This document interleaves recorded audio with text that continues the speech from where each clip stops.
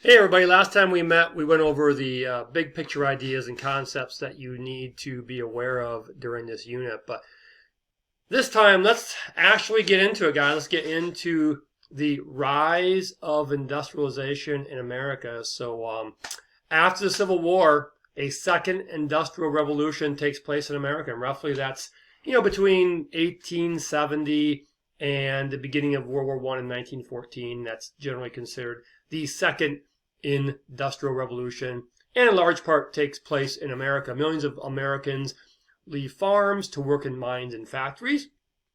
It's characterized by an increase in technology, both those things we mentioned in our preview in our last video.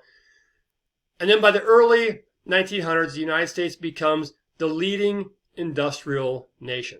So there we have it, guys, the rise of industrialization in America. And of course, what would any history unit be without talking about the causes? In fact, I don't think it's possible for a history teacher to talk about any unit and get into any topic without first talking about the causes, right? I kind of joke about that in class sometimes, but that's about the kind of way it goes, right? And so you know what? Hey, I don't want to disappoint you, so let's get into it right here. Let's get into the causes of industrialization. And again, look, this is not meant to be an exhaustive, all-inclusive list. I think they're generally accepted causes, but there certainly could be many others. I can't include all of them, but yeah, I think these are some pretty generally accepted causes of the industrialization in America. One is natural resources. Natural resources are needed for industry: timber, coal, iron, copper, oil. And I'll say this, you guys, one huge advantage America has and has always had is its abundance in natural resources. You can't deny that. America is abundantly supplied with natural resources, and that is critical for any nation that wants to industrialize. Of course, you also need a large workforce, right? The population in America tripled between 1860 and 1910. I mean, you have to have people working in these factories, right? You have to have people working in industry. You need a lot of people. America certainly had the land, the opportunity for growth, and the population was certainly growing here during this time period. New inventions, right? Technology, innovation, and new ways of doing business. We'll talk about a few of those here moving forward, but many new technological innovations that allowed America to expand greatly during this time period. And then free enterprise, you guys. Free enterprise. Laissez-faire economics. There's that term again, guys. Laissez-faire economics. The concept that government should keep its hands out of business. A very, very big concept. A very big practice that was certainly utilized during the Gilded Age, during this time period of industrialization. So since we're on the topic of laissez-faire, let's talk a little bit more about that, right? So free enterprise, guys, right? Free enterprise, the concept that business is allowed to operate freely without government intervention. So the first bullet point there says, an economic system that functions without government interference, laissez-faire. And the individual that is characterized there in the picture you see, that's Adam Smith, guys. The only fair is laissez-faire.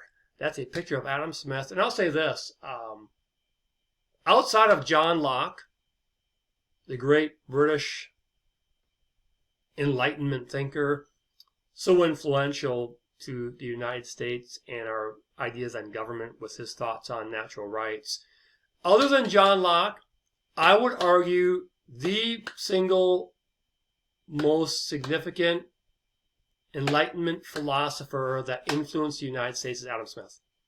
Adam Smith is a Scottish philosopher who is credited with his concept of laissez-faire capitalism, the idea that government should stay out of business and allow the economy to work according to natural laws.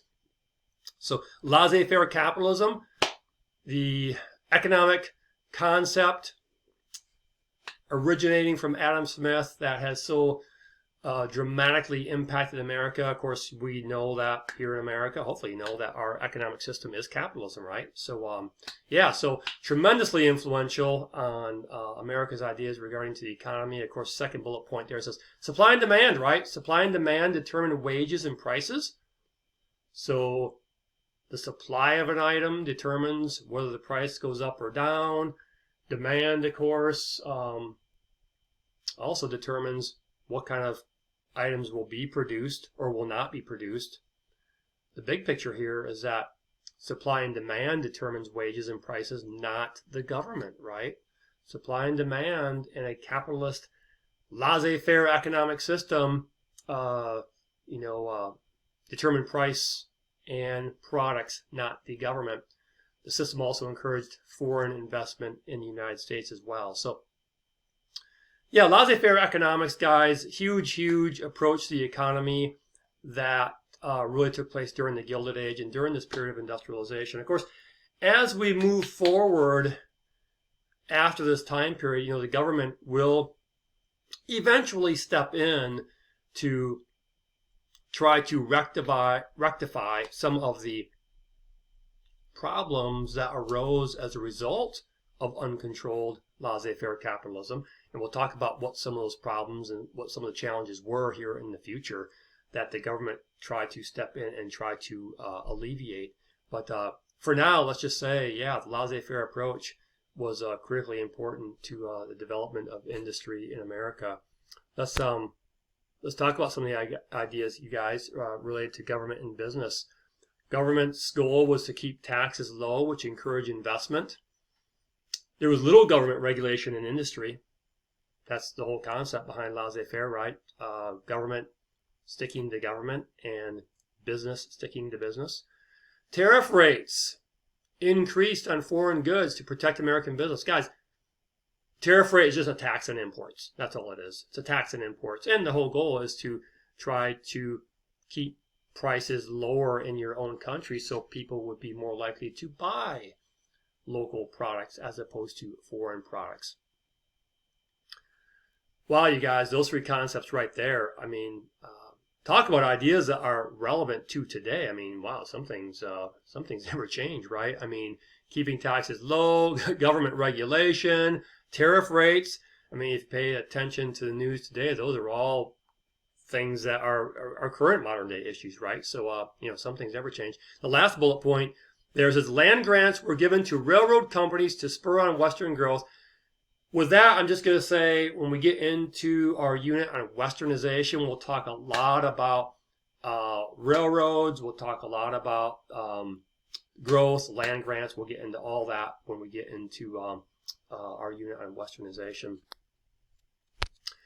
Then we're going to wrap up this section, guys. We'll wrap up this section here. The impact of new inventions. Alexander Bell's telephone revolutionized communication. And I'll just list these few, and then I have a few thoughts to add here.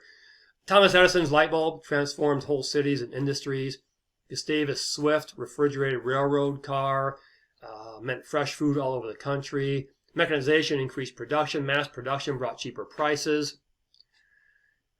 I was just thinking, I was kind of just looking at some of these images here and just some of the impact of new inventions. And I couldn't help but think, how revolutionary the telephone must have been. I can't help but look at that picture right there. And I think, just think about how, we're communicating like right now and just kind of how revolutionary this is.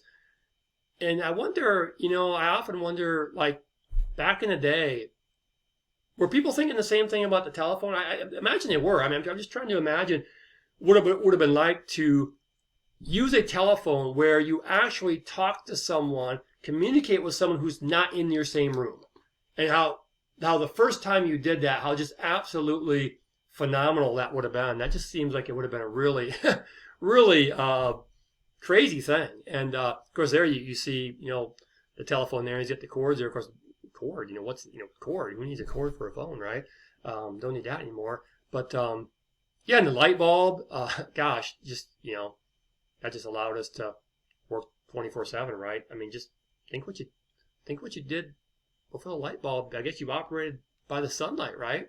Sun comes up, sun goes down, and when the sun's down, I guess you're using candlelight and then later kerosene lanterns. But wow, how revolutionary was that? Electricity, that whole concept, and and so many other of these technological inventions, right? Just the mechanization process that how it allowed us to increase production of any product, which then just lowered prices and made it much more convenient and practical for people to purchase items, cheaper, mass production.